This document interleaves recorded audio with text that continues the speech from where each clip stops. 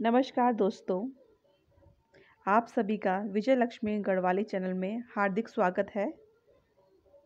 आज मैं आपको धारी देवी मंदिर रहस्य के बारे में बताऊंगी।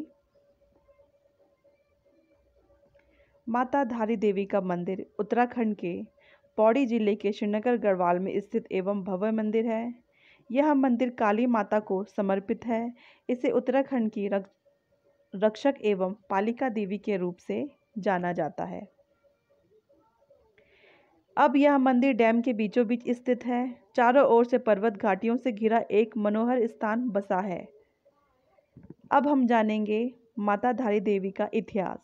माता धारी देवी 7 भाइयों की इकलौती बहन थी। माता धारी देवी अपने 7 भाइयों से अत्यंत प्रेम करती थी। वह स्वयं उनके लिए अनेक प्रकार के व्यंजन बनाती थी, उनकी अत्यंत सेवा करती थी। यह कहानी तब की है जब माता धारी देवी मात्र 7 साल की थी, परंतु जब उनके भाइयों को यह पता चला उनकी इकलौती बहन के ग्रह उनके लिए खराब हैं, तो सभी उनके भाई उनसे नफरत करने लगे।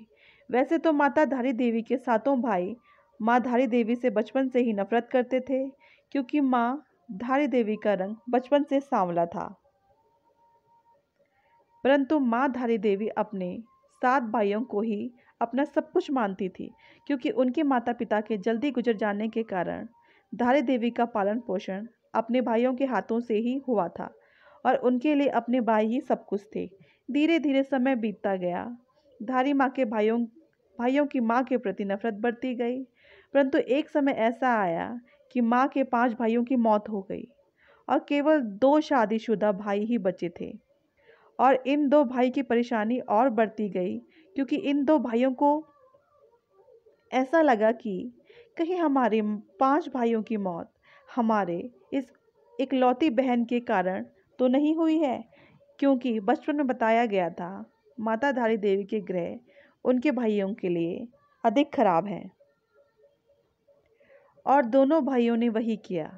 इन 2 भाइयों ने जब वह कन्या अर्थात माँ धारी देवी केवल मात्र 13 साल की थी, तो इनके दोनों भाइयों ने उनके सर उनके धड़ से अलग कर दिया और उनके मृत शरीर को रातों रात नदी के तट में प्रवाहित कर दिया।